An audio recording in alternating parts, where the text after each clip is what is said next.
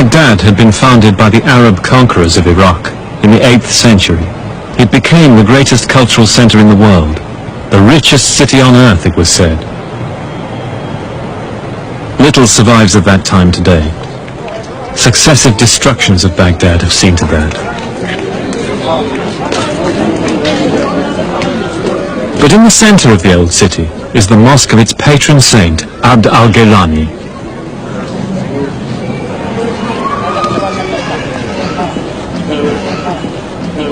This was built at a time when colleges and philanthropic institutions were created throughout Islam, before the universities of the West, before Oxford, the Sorbonne and Bologna. The civilized atmosphere of its courtyards brings to mind the great scholars of the past who learned and taught here. Scholars who translated the sacred books of the Jews and Christians, as they said, that we might better understand the decisions of God. Humane learning, wrote one of them, Abd al-Latif, leaves an aura like a ray of bright light shining on those who come after.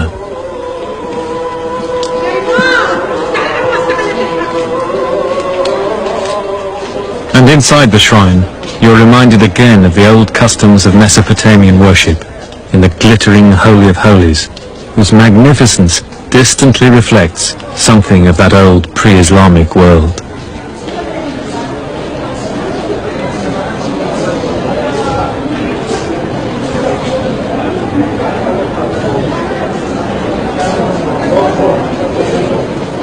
Saint, poet and mystic, al-Ghailani was founder of one of the great Sufi orders. And to pause for thought here in his shrine is to feel what a dynamic force Iraqi Islam, Shia and Sunni has been through history. But now, at the end of the 20th century, however much the rich and complacent West may wish it otherwise, Islam is once again a great power in the world. A beacon for the dispossessed peoples of Asia and Africa, an idea for which people still live and die. From the time of Harun al-Rashid, Baghdad was one of the three greatest cities in the world, along with Constantinople and Xi'an in China. And like them, it was one of the great transmitters by which the cultural legacy of the ancients was passed on to the medieval and modern world. It's often forgotten in the West, but much of the Greek scientific and philosophical legacy was passed on to us by Arab scholars. And here in Baghdad in particular, the Mesopotamian legacy in astronomy and mathematics is found in medieval Arab texts, like this one. The library here at the Ghailani Mosque was founded in the 12th century, and some of its books date from that time, like this beautiful Quran. But it was one of the great tragedies in the history of Iraq that this period of high culture in Baghdad was cut short by the devastating Mongol attack of 1258, when the city was totally destroyed.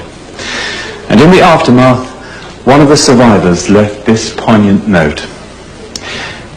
I recovered this book from the river Tigris, where it was thrown by the Mongols. Year of the Hijrah, 656. That's 1258 in the Western calendar. I am poor for the mercy of God. Muhammad Abdul Qadr from Mecca.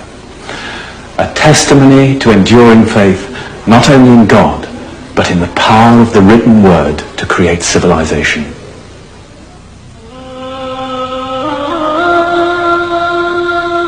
You asked me, wrote a contemporary, about the sack of Baghdad. It was so horrible there are no words to describe it. I wish I'd died earlier and not seen how the fools destroyed these treasures of knowledge and learning. I thought I understood the world, but this Holocaust is so strange and pointless that I'm struck dumb. The revolution of time and its decisions have defeated reason and knowledge.